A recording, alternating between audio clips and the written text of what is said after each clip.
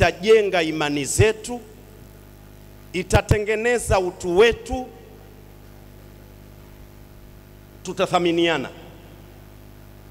tutamjua Allah subhanahu wa ta'ala, na tutamjua kiongozi wetu, mwalimu wetu, Mtume Muhammad sallallahu alayhi wasallam, kama wanavyosema mafilosofi wa Qur'ani kwamba Nabii Musa kwa jina kutajwa, yeye ndio ametajwa mara nyingi kulikoni mtume yeyote ndani ya Qur'ani, kwa sababu ametajwa mara 136 na Mtume Ibrahimu ni wa pili ambaye ametajwa mara 69. Lakini kwa jina, lakini kwa maana na maisha, aliyetajwa mara zote ni muhusika kiongozi wa kitabu hiki, Mtume Muhammad sallallahu alaihi wasallam. Ukiisoma Qur'ani katika sura ya kielimu na ukaisoma katika sura ya kimaisha, kila aya iliyokuja ndani ya Qur'ani ndani yake unamuona Mtume Muhammad. Kwa hiyo ndo katajwa mara nyingi kuliko yoyote. Sasa hebu tuingie kwenye aya sura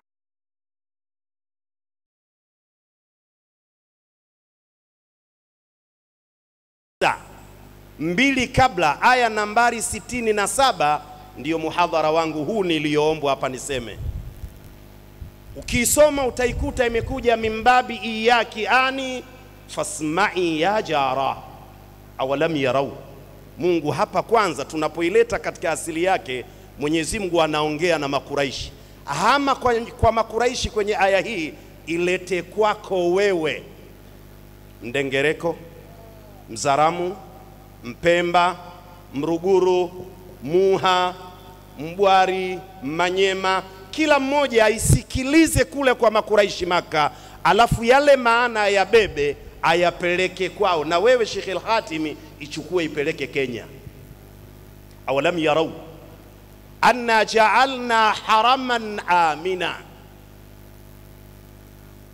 Wakati wanamletea fedhuli Mtume Muhammad sallallahu alayhi wasallam, Allah anawawabih, anawakaripia ni watu wa namna gani wasiojali fadhila. Kwa nini hamthamini fadhila? Hivi hawaoni hawa majeuri wa Maka, anna ja'alna haraman amina, kwamba sisi tumeifanya ile haram, ardhi ya Maka, kuwa ni mji wa aina yake wenye full peace, wenye amani ya sawa sawa. Hili hawalioni, wakati wao wakiwa kwenye amani, wayutakhattafu nasu min haulihim, jumla halia. Wao wakiwa katika amani pale Maka, hali ya kuwa watu wengine wanachukwa, wanatiwa misukosuko pembezoni ya mji wao wa Maka. Sasa kipande hicho kichukue, ama Maka njoo Bongo. Ikiwa watu wa Maka wanaambiwa kwa nini hawamuheshimu Allah, kwa nini hawamthamini Mtume Muhammad sallallahu alayhi wasallam, hali ya kuwa wamepewa tunu ya amani ambayo wao wanaichezea, nchi za jirani wanateseka. Lichukue kama lilivyo, lilete Bongo. Hivi sio wa Kongo ambao leo wanaomba msaada katika nchi yetu ile, wayutakhattafu nasu min haulihim, wengine wanachukwa, wanatiwa misukosuko na tabu pembezoni mwa nchi yao ya Maka. Hivi wa Kongo sio waliokuwa pembezoni mwa Tanzania? Hivi sio Warundi walio pembezoni mwa Tanzania? Jirani zetu, tusiseme kwa sauti, hawa hapo wa Kenya, yapo yamewakuta juzi tu. Sisi tupo katika full peace. Kwa nini tunaichezea tunu ya amani? Ulitaka Qur'ani nayo ije itaje nchi yako ya Tanganyika, lugha ambayo haitoshi kuingia kwenye Qur'ani. Hawezi kuweka neno Tanzania, hawezi kuweka neno Tanganyika.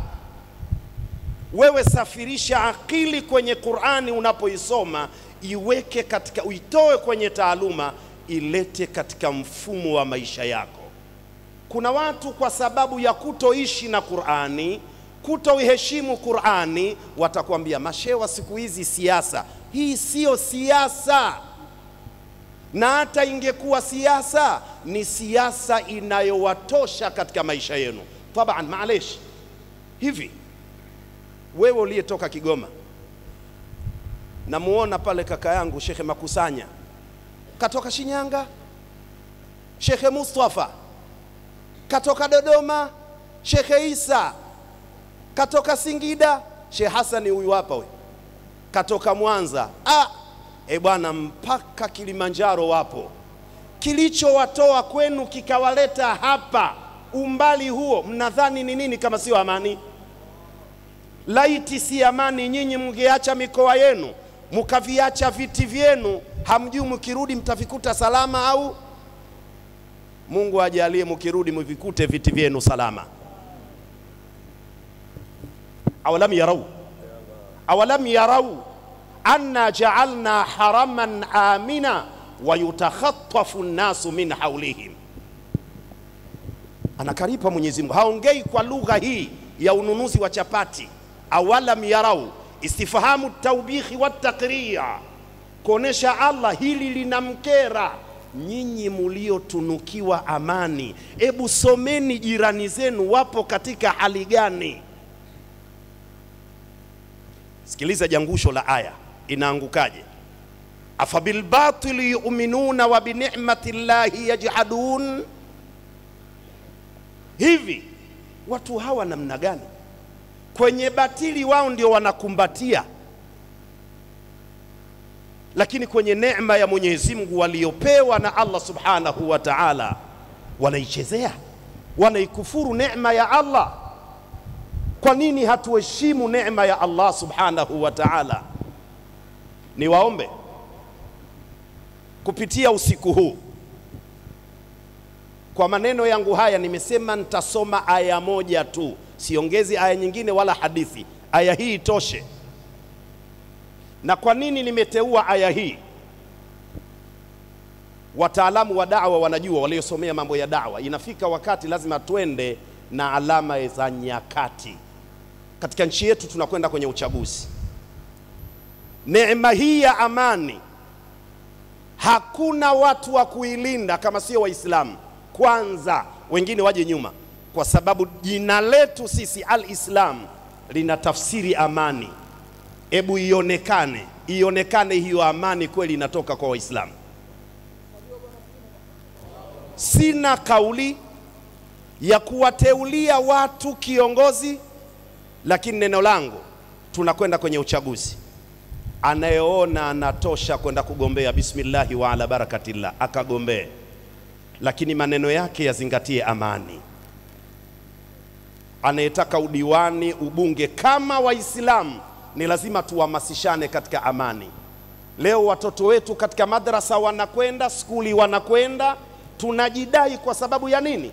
Ya amani. Na sisi twatembea alfajiri, tunatoka tunafika salama tunakokwenda, na usiku mwingi twarejea twafika salama tunapopakusudia. Nini? Amani. Lakini sambamba na kuwaomba tutunze amani hii, basi Allahu yaghdhabu in tarakta su'alahu wa bunayyu adama hina yus'alu yaghdhab.